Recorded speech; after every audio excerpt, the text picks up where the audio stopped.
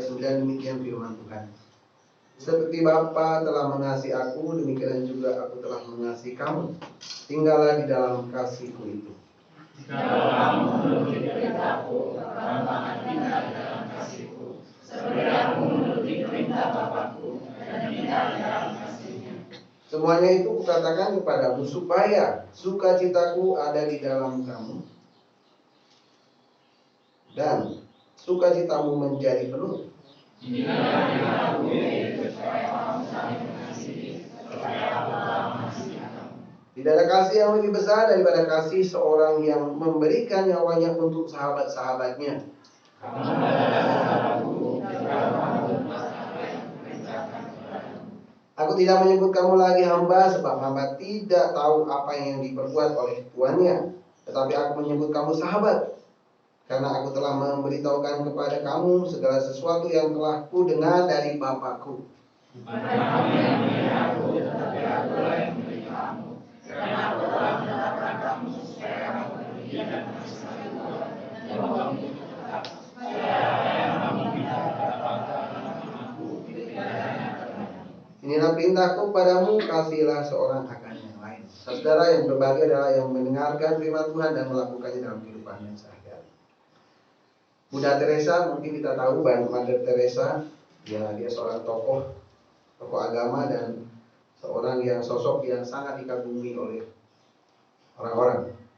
Ada sebuah tulisan yang dia mengatakan demikian: jika Anda menilai orang, Anda tidak punya waktu untuk mencintai mereka. Ya, saya ulangi lagi, jikalau Anda menilai orang, Anda tidak punya waktu untuk mencintai mereka. Saudara, ungkap inilah benar, ya. Banyak orang itu punya opini, tapi tidak ada action. Banyak orang tuh punya pendapat, tetapi tidak ada tindakan. NATO. Kita tahu Tuhan mau kita bukan hanya menjadi pendengar yang setia, tapi jadi pelaku firman Tuhan di dalam kehidupannya sehari-hari. Seperti kita ketahui bahwa manusia pada dasarnya, ya, kita sama makhluk hidup, ya, sama-sama disebut manusia, itu sifatnya itu tidak konsisten. Ya, mut-mutan katanya orang. Saya lagi nggak mood gitu ya. Kalau bahasa sekarang, ya kalau lagi enak tuh saya lagi nggak mau diusik gitu ya, apa namanya, lagi PW gitu ya. Manusia seringkali tidak konsisten, berubah karena pengaruh yang ada dalam internalnya, ya, mungkin dia dalam keadaan lagi sedih, dalam keadaan lagi gembira, atau faktor yang ada eksternal dalam dirinya. Jadi kadang-kadang kita nggak konsisten itu, kadang-kadang kalau kita lagi bete, ya, kita cepat marah misalnya, tapi ketika kita lagi gembira, wah seneng gitu ya.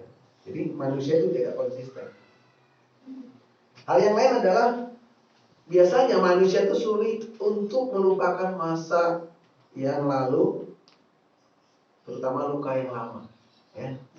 Luka lama, saudara, ya. Sulit untuk melupakan kejahatan orang lain.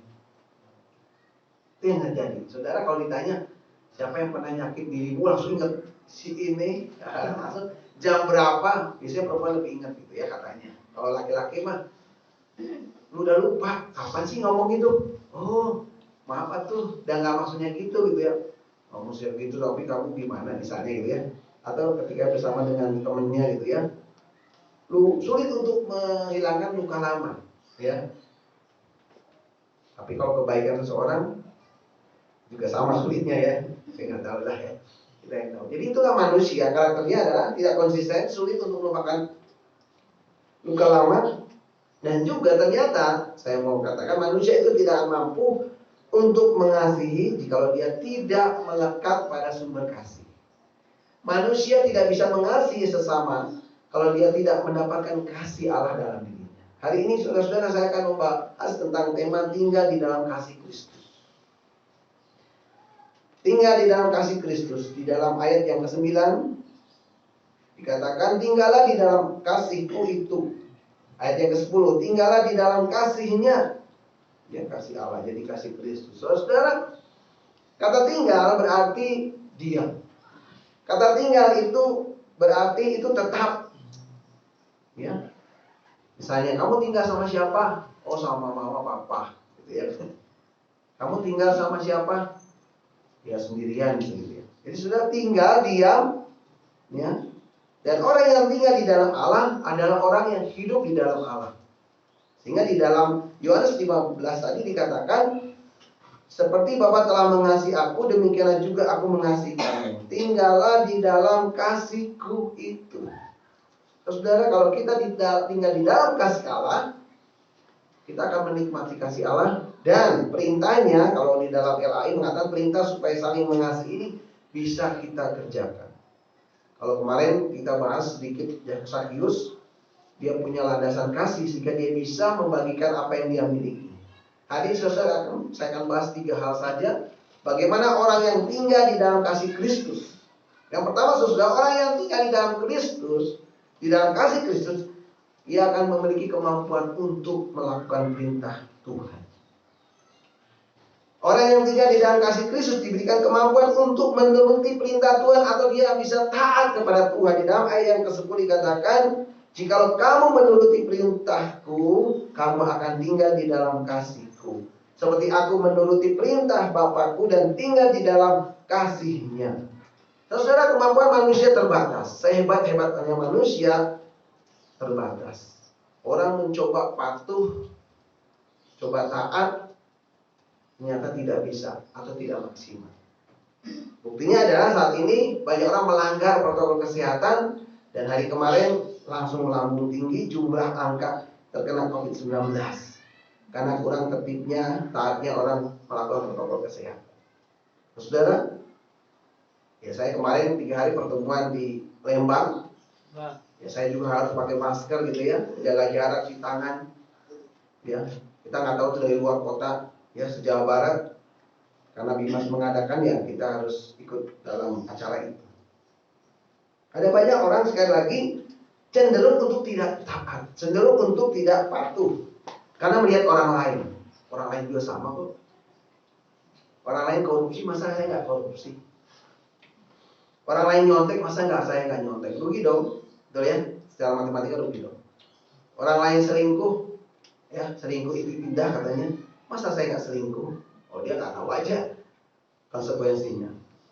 Orang lain itu, wah pokoknya banyak lah, nggak usah dibicarakan. Kadang-kadang kita membandingkan diri kita dengan orang lain, bukan melihat firman Tuhan, kebenaran bagaimana aku harus lakukan, apa yang harus saya kerjakan. Saudara, kalau kita mentaati Tuhan hanya karena takut dihukum, kalau saya tidak mentaati Tuhan, saya tidak diberkati. Ini adalah ketaatan yang tidak dilandasi dengan kasih. Saya menurut, ya Pak, Ma, oke saya kerjakan tugas, tapi imbalannya apa dong? Mana dong tipsnya? Saudara, itu tidak taat, sebetulnya nggak patuh. Itu hanya ketaatan yang tidak dilandasi dengan kasih. Sama iman seseorang ketika dia merasa tidak ke gereja, wah nanti saya nggak diberkati, tidak berdoa nanti saya. Saudara, Tuhan mau kita mentaati perintah Tuhan karena kasih. Hari ini kita bisa lihat ya, ketika anak-anak melakukan tugas sekolah, kenapa dia lakukan? Karena kalau nggak lakukan, besok dihukum sama gurunya. Malu dong. Yang belum mengumpulkan tugas ini A, B, C. Wah, supaya saya nggak ketahuan, ya pokoknya saya mengerjakan tugas asal-asalan, tapi namanya nggak sebut. Takut dimarahi oleh orang tua. Itu contoh yang terjadi. Di dalam keluarga, anggota keluarga, kenapa dia melakukan tugasnya? Ya tugasnya anggota keluarga punya peran ya, sebagai ayah, sebagai ibu, sebagai orang tua, sebagai anak, supaya nggak ada konflik, supaya nggak ribut.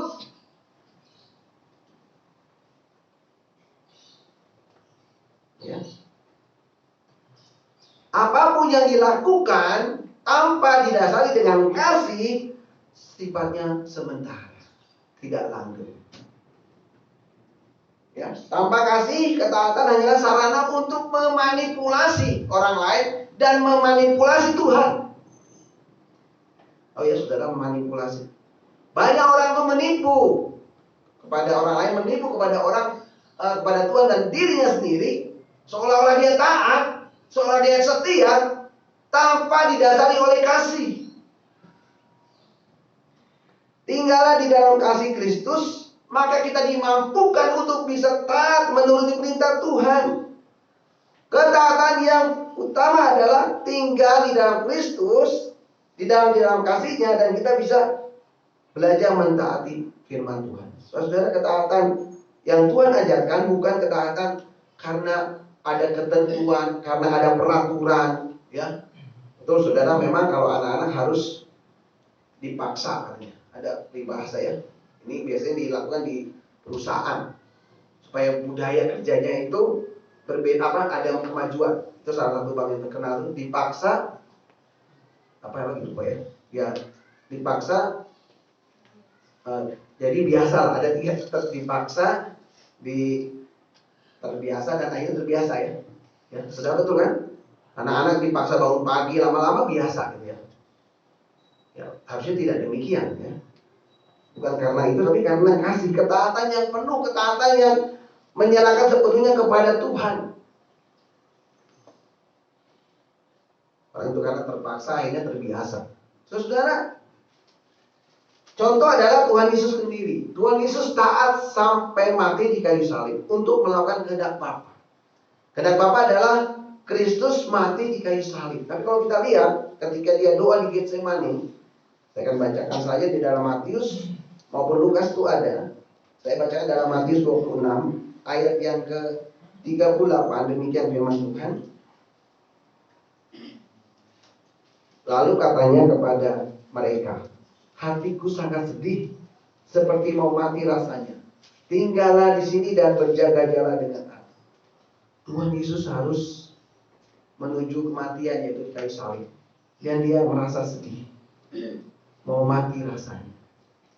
Dan dalam ayat yang ke-39 dari pasal yang ke-26 Matius dikatakan, maka ia maju sedikit lalu sujud dan berdoa, katanya, ya Bapakku, jikalau kiranya mungkin, biarlah cawan ini lalu daripadaku, tetapi janganlah seperti yang ku kehendaki, melainkan seperti yang engkau kehendaki.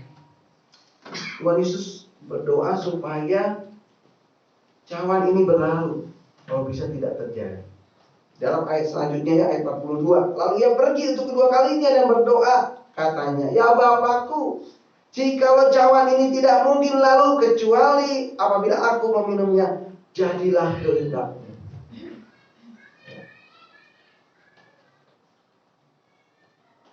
Saudara, dalam Lukas ya, ini jadi pertanyaan untuk kita semua. Saya akan bacakan Lukas 22 ayat yang ke-44.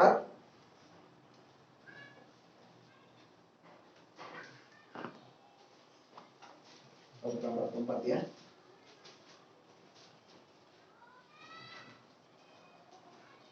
Tadi sudah kita baca ayat yang ke 44 Matius maksudnya. Ia membiarkan mereka di situ lalu pergi dan berdoa untuk ketiga kalinya dan mengucapkan doa yang itu juga. Ya maksudnya 44 tadi di Markus ya, bukan di Lukas. Di Matius maksudnya 26. Saudara, dengan ketiga kalinya dia mengatakan, bukanlah kehendakku tetapi kehendak-Mu yang jadi. Tuhan Yesus mengajarkan bagaimana dia taat sampai mati. Dia mau melakukan kehendak Bapa. Saudara, kita tahu untuk bertindak taat kepada firman Tuhan itu tidak mudah, seperti membalikan telapak tangan. Ya. Tidak gampang. Untuk bagaimana saya taat kepada Tuhan itu perlu perjuangan, perlu usaha dan pertolongan Tuhan. Apalagi berkaitan dengan hidup mati seseorang. Ya, misalnya ada tawaran yang membuat kita ini sebenarnya tidak sesuai dengan firman Tuhan. Kita mau melakukan atau tidak. Ya, kita lihat di dalam Perjanjian Lama, tokoh yang sangat terkenal Daniel, Sadrak, Meshach, dan Abednego, ketiga temannya. Dia sangat taat kepada Tuhan. Daniel, ya pertama kali kalau kita sudah baca, udah lewat ya pembacaan harian kita. Daniel bersama teman-temannya tidak mau makanan raja. Dan dia berkata, kami boleh dilakukan lomba. Dan dia lebih sehat. Daniel ketika itu taat kepada Tuhan dalam hal doa.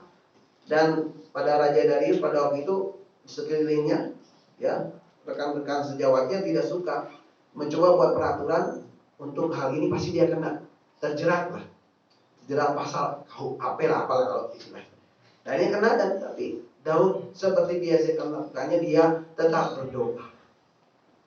Dan dia lepas dari gua singa. Sadar Abednego ketika itu tidak menyembah patung raja, dia harus masuk ke dapur api.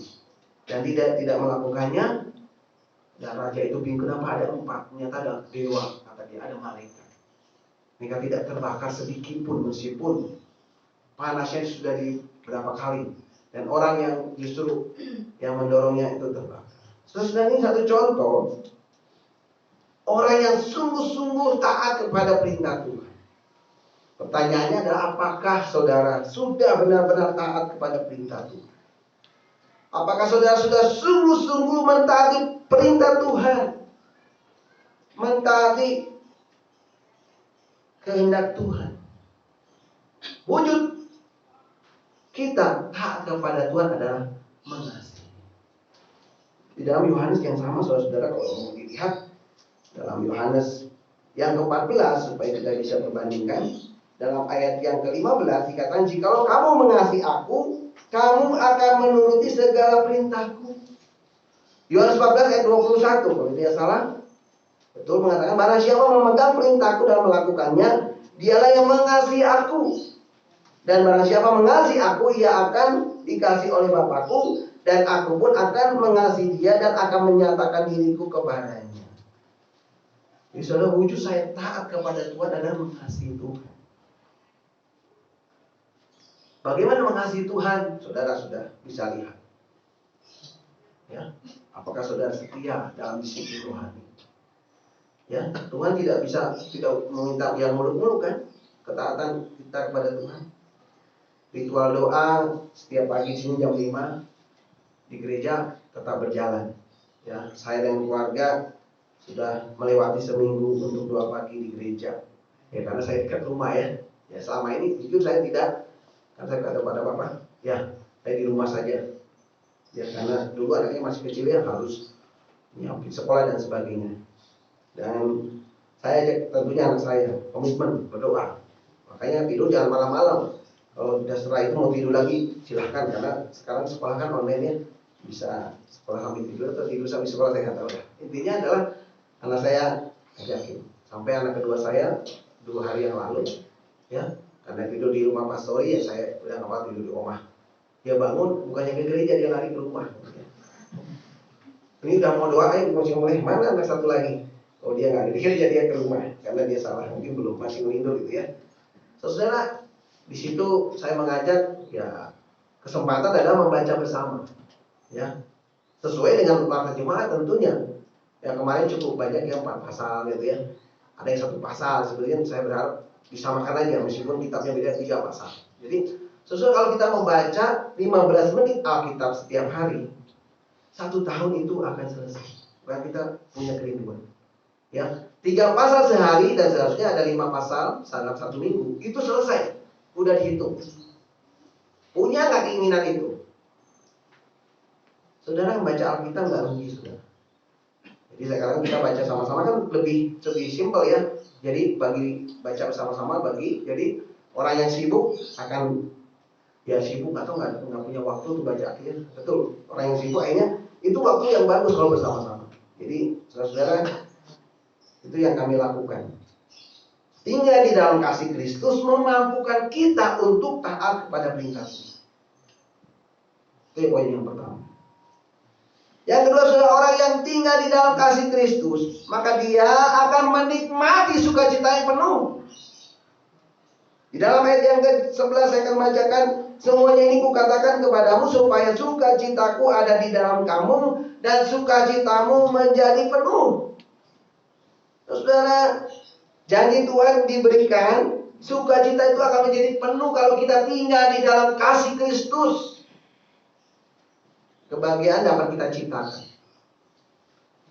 dapat kita dapatkan dengan dunia, dengan usaha sendiri. Namun sukacita itu bersumber dari Tuhan.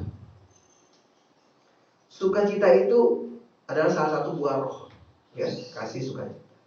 Sukacita itu akan menolong kita untuk menikmati hari-hari bersama dengan Tuhan, menikmati hari-hari bersama dengan keluarga, pekerjaan. Meskipun dalam masa pandemi sekalipun, tidak mengurangi sukacitaku ada di dalam Tuhan.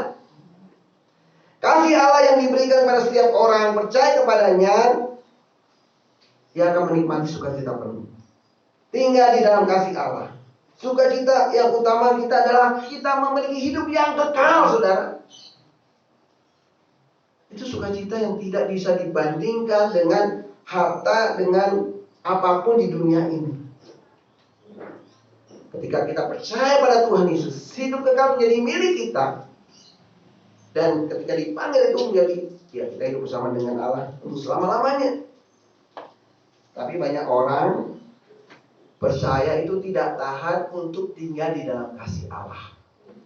Dia sudah menikmati perlindungan anugerah Tuhan seperti bangsa Israel. Ya kalau bicara tiang awan, tiang api, tapi mereka masih bersungguh-sungguh tidak menikmati apa yang menjadi berkat sehari-hari, berkat yang Tuhan berikan. Sehingga ada orang yang mencoba mencari kenikmatan di luar sana, mencari kesenangan di luar Tuhan, mencari kasih di luar Tuhan. Karena dia tidak mendapat kasih Allah maupun kasih dalam keluarganya, dia mencari kasih dari orang lain, sehingga dia jauh daripada Tuhan. Di dalam perjanjian baru ada seorang yang namanya si bungsu, ya, yang meninggalkan bapaknya. Bapaknya masih hidup, minta warisan. Itu kurang ajar ya. Tapi nggak juga kalau orang tuanya mau ya nggak apa-apa. Tapi sebenarnya nggak pas gitu ya. Biasanya warisan setelah dipanggil Tuhan. Oh dipanggil Tuhan, catatannya hilang ya, susah juga. Intinya adalah bungsu ini mau harta, dia pergi bersenang-senang bersama temannya, dan apa yang terjadi sudah kita tahu. Sampai dia waktu itu makan susah, baru dia ingat, di rumah bapakku ada pelayan. Mereka makan enak, ya. Saya nggak bisa makan makanan ampas gitu ya untuk babi. Dan dia kembali pulang, dan bapaknya menyambutnya dengan suka. Terus sudah ada banyak orang-orang di dalam Tuhan, tanda kutip, tetapi dia larikan diri dari Tuhan untuk menikmati sesaat itu sukacitanya, menikmati kasih yang hanya sementara.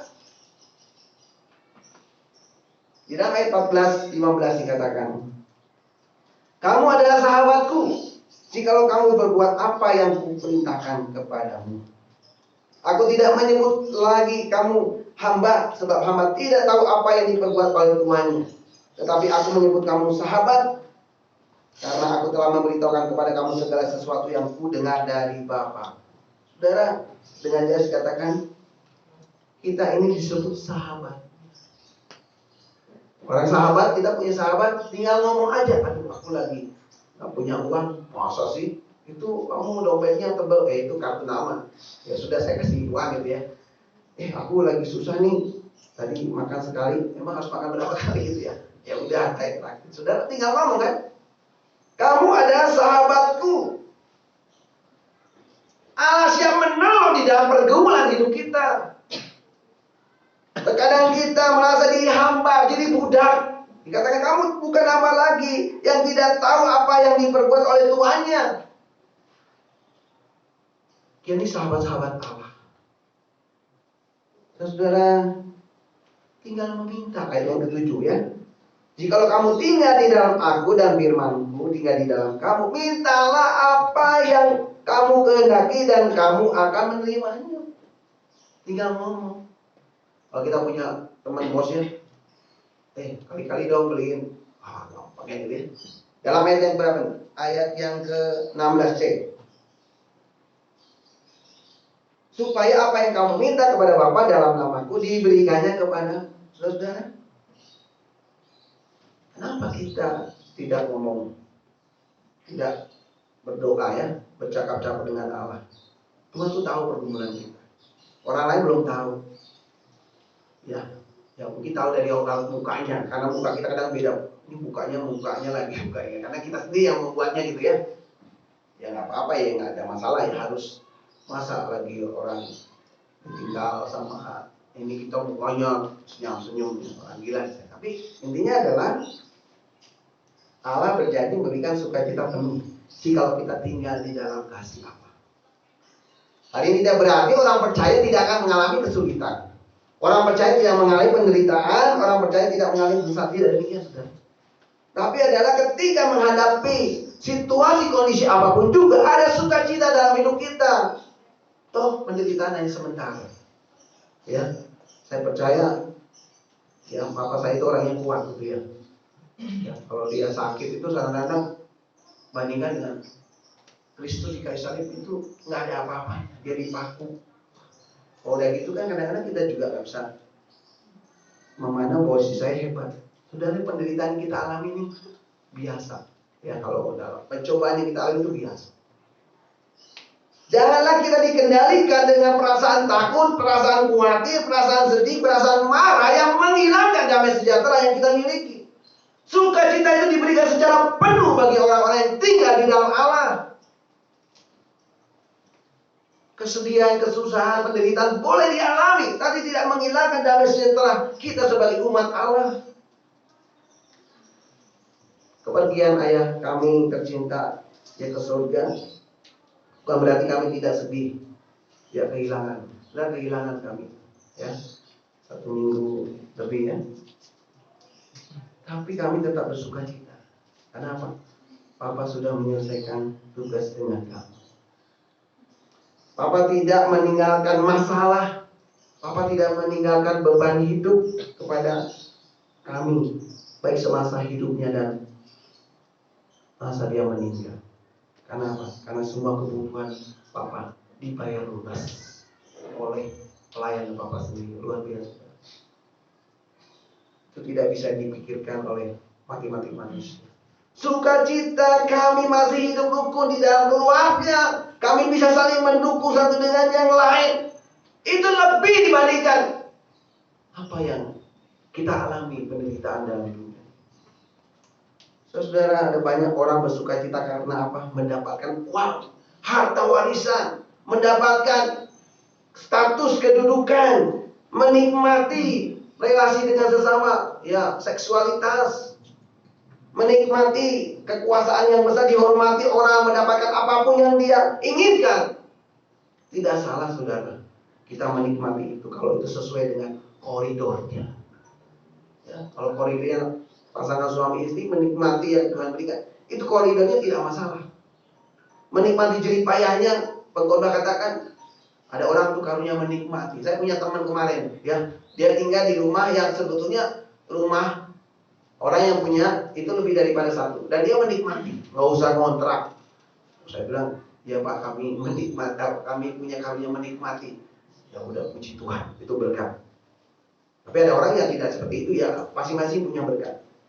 Saudara, orang yang hidup di dalam Tuhan Yesus memiliki sukacita yang tetap, memiliki sukacita yang penuh, dan itu menjadi jaminan yang pasti di dalam Tuhan. Ada banyak orang-orang yang putus asa, ada banyak orang-orang yang kecewa dan akhirnya mungkin dia bunuh diri. Karena apa? Dia tidak menikmati kasih Allah. Dia tidak ada sukacita dalam hidupnya. Dia belum menikmati kasih anugerah Allah, dan kita bersyukur kalau kita sudah menikmati. Tinggallah di dalam kasih Allah, maka kita akan menikmati sukacita yang penuh. Poin yang terakhir, saudara, poin yang ketiga. Orang yang tinggal di dalam kasih Allah adalah akan dimampukan untuk saling mengasihi. Dalam ayat yang ke-12 dikatakan, inilah perintahku, yaitu supaya kamu saling mengasihi seperti aku telah mengasihi kamu.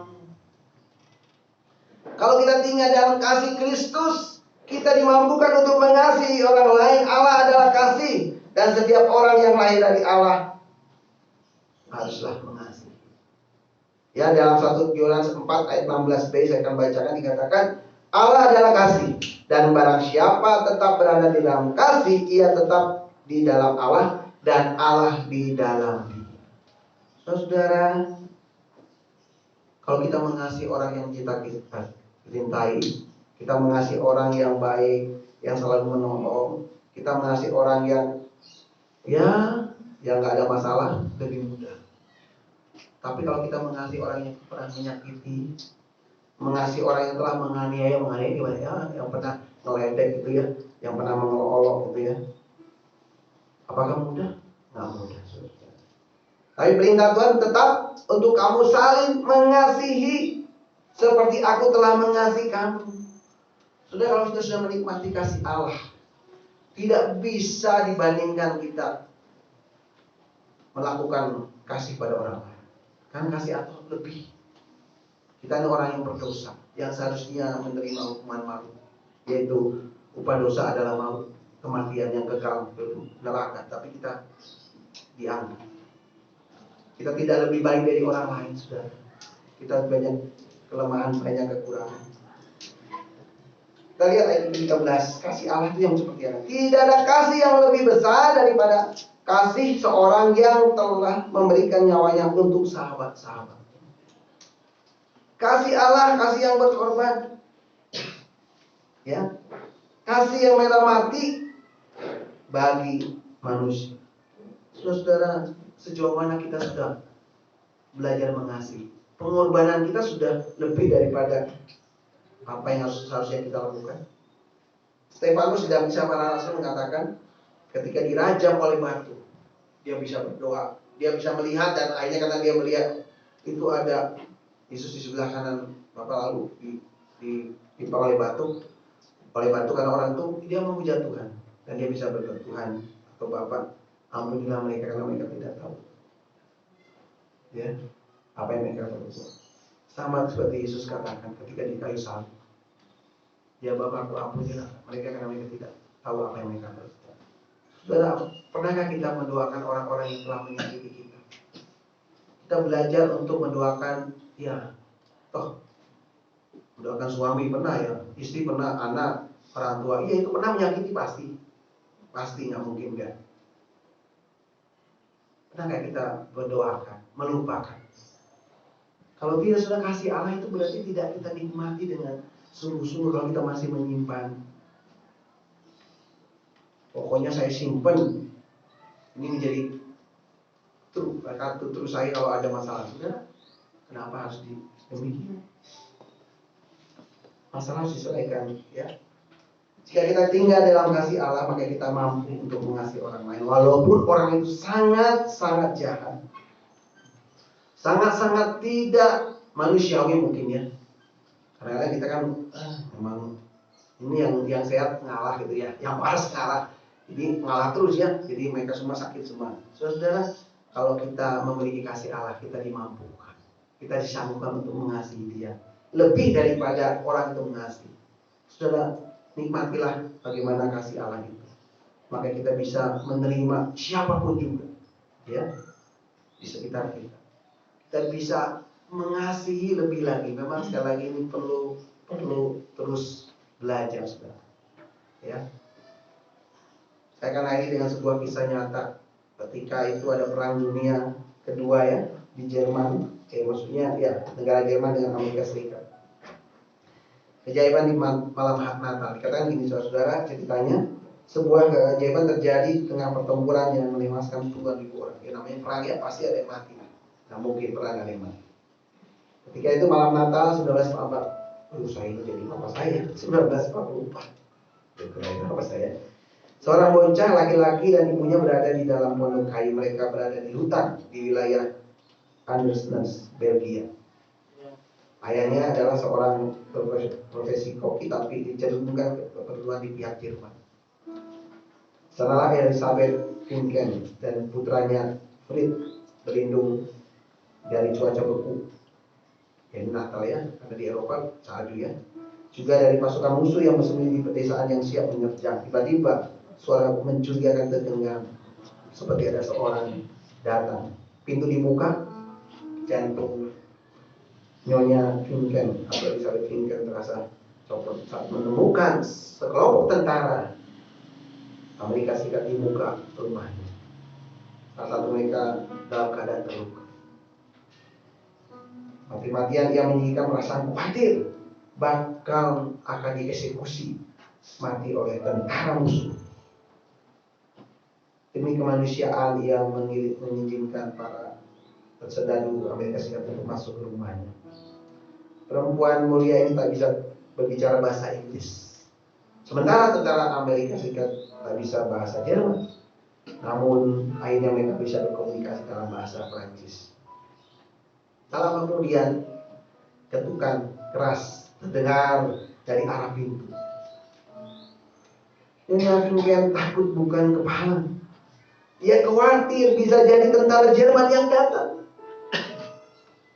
Maka ia membuka pintu secara perlahan dan perkiraannya benar. Pikirannya berkecamuk hebat. Ada kemungkinan para tentara Jerman tak punya belas kasihan dan bakal menembak saudara-saudara Amerika Serikat yang sedang dia tampung. Perempuan hebat itu lalu melangkah keluar. Kepada para tentara Jerman ia berjanji akan menyediakan makan malam yang disajikan panas dan meminta mereka menanggalkan bedil yang tersandang.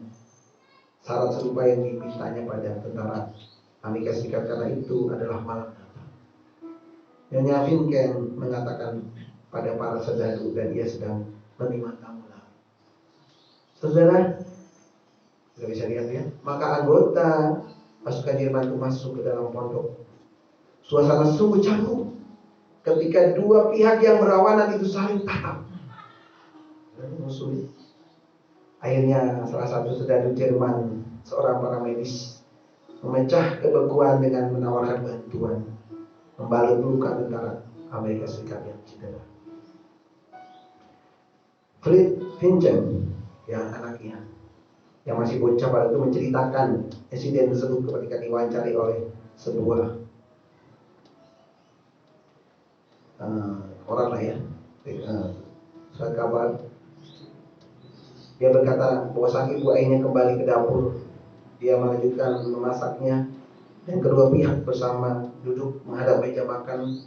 Mereka bersama-sama makan, menikmati makan malam yang hangat. Setelah tentara Jerman dan ex-mahasiswa kedokteran mengobati luka serdadu Amerika Serikat. Lalu ibu membaca Alkitab dan menyatakan ada setidaknya satu malam yang damai di tengah perang pada malam Natal di hutan Ardennes, kata beliau. Saudara, setelah mereka bersiap cukup, para tentara saling mengucapkan selamat tinggal dan berpisah. Tentara Jerman memberikan pihak AS jalan menuju camp Amerika, memberikan kompas mereka untuk bisa menemukannya. Fritz, anak yang menyebut kepribadian kuat dan kebaikan hati sang ibu mungkin membuat pihak Jerman tak menangkap. Atas tuduhan membantu musuh, tempat untuk beristirahat, makan hangat dan tempat berlindung dari udaraku, mereka sungguh menghargai. Nyonya Finken tak sempat bertemu dengan orang-orang yang telah ia tolong, namun Fritz Finken anaknya bertemu kembali dengan dua saudara Amerika Serikat kini bahkan tinggal di Hawaii. Beberapa tahun telah berlalu sejak pertempuran paling berdarah dalam semua perang itu, namun kenangan malam itu di Ardennes tak pernah berkantai ingatan. Kekuatan batin dan istri seorang perempuan hebat telah mengubah pertumbuhan darah yang mungkin terjadi. Saudara, apa yang dilakukan oleh ini membuktikan kehendak Tuhan melampaui kehendak manusia. Saya selalu ingat seorang ibu dan 7 tentara muda yang bertemu sebagai musuh, namun berpisah sebagai teman di tengah pertempuran vulgar. Saudara, ini bisa terjadi karena apa? Ada kasih Allah ada di dunia. Saudara, ketika kita tinggal di dalam kasih Allah, maka kita akan terdorong untuk bagaimana belajar untuk menuruti firman Tuhan. Jika kita tinggal di dalam kasih Allah, kita akan menikmati sukacita penuh. Dan jika kita tinggal dalam kasih Allah, kita akan belajar saling mengasihi. Biarlah kita mau terus tinggal dalam kasih Kristus. Sehingga 3 hal ini, menuruti perintah Tuhan, menikmati sukacita penuh, dan saling mengasihi, menjadi bagian kehidupan umat Tuhan. Terima kasih bagi setiap kita. Amin.